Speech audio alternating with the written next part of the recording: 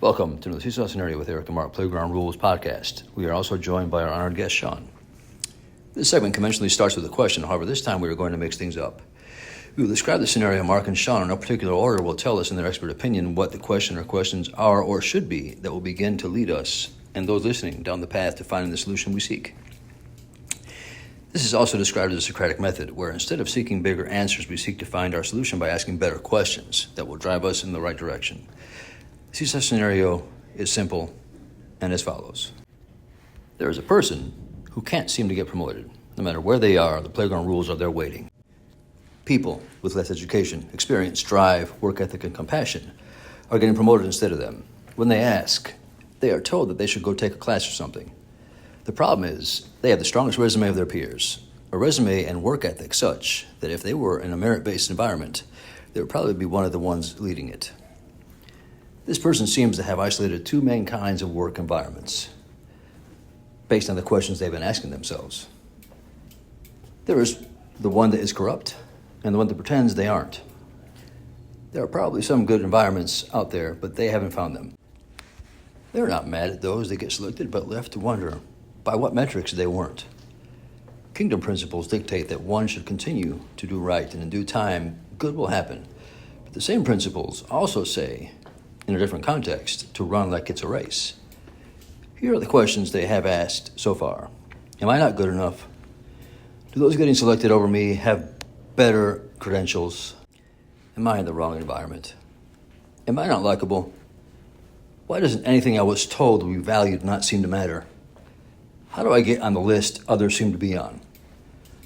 You see, not only is this a devastation for the people going through this, their families at home are left to wonder, is this person really as gifted and blessed and worthy of respect as they claim to be?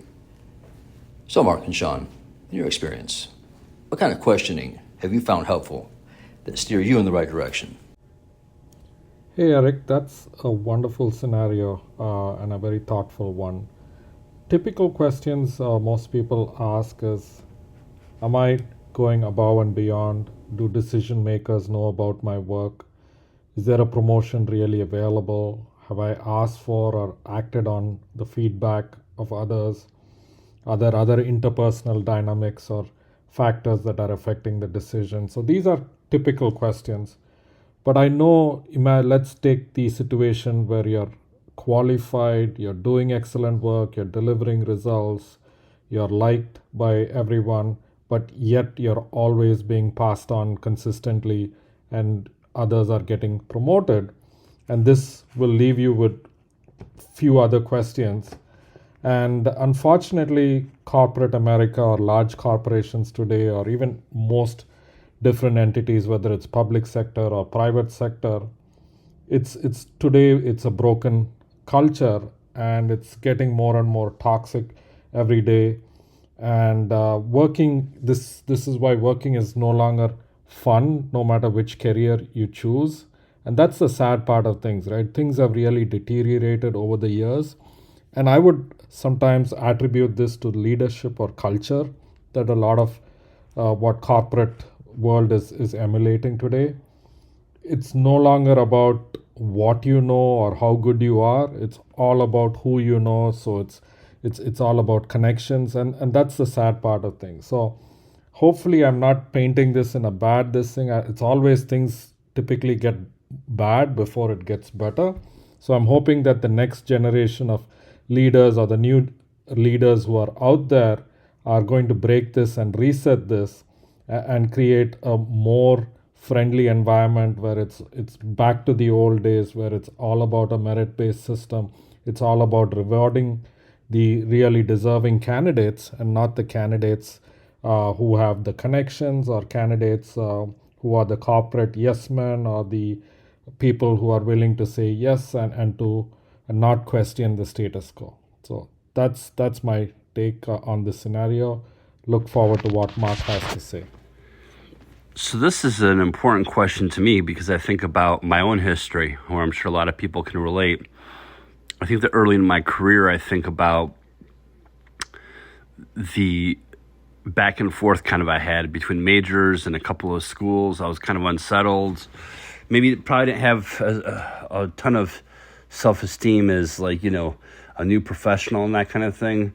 So I think that from my standpoint, I learned that it is important to ask yourself the right questions. Also, ask yourself the questions in the right way and introduce them in the right way.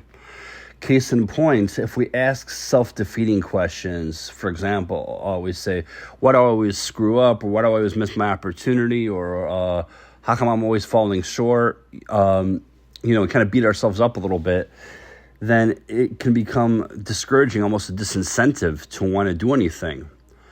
But if we acknowledge that we're doing a good job, or give ourselves at least some credit, say, okay, well, we're doing well, we're taking some steps in the right direction, but what do we need to do to get to the next level?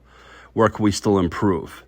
Those kinds of things are good questions to ask, a little bit more empowering, kind of like what we had talked about in a recent podcast, where we had said about, how do you approach the coach of a winning team, but not a championship team? We'll say, well, you already have a good team, right?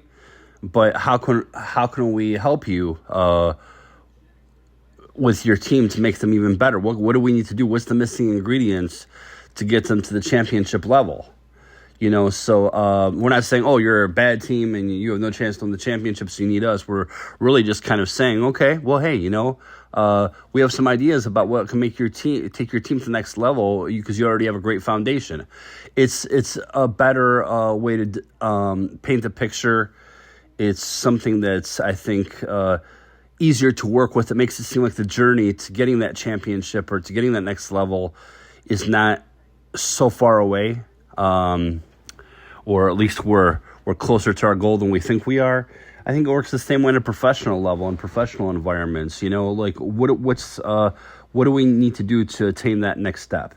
I think that's very important. Now, to Sean's point, I do agree about the toxicity of the environments, the hiring environments these days, for sure.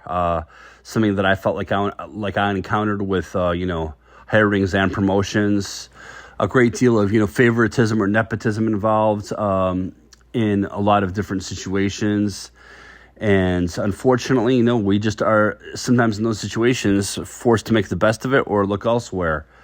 But those things are undeniable, and those are a few of the important themes that we cover with the playground. When we talk about social injustices, imbalances in society, and specifically, in this seesaw scenario, we talk about, injustices that we see, in professional pursuits, hiring and promotions and such. So again, important to ask the right questions to get the right answers, and important to also phrase those questions correctly to ourselves and realize that not every environment that we're entering into is going to be fair to us. So that's what we have to work with. We push onward.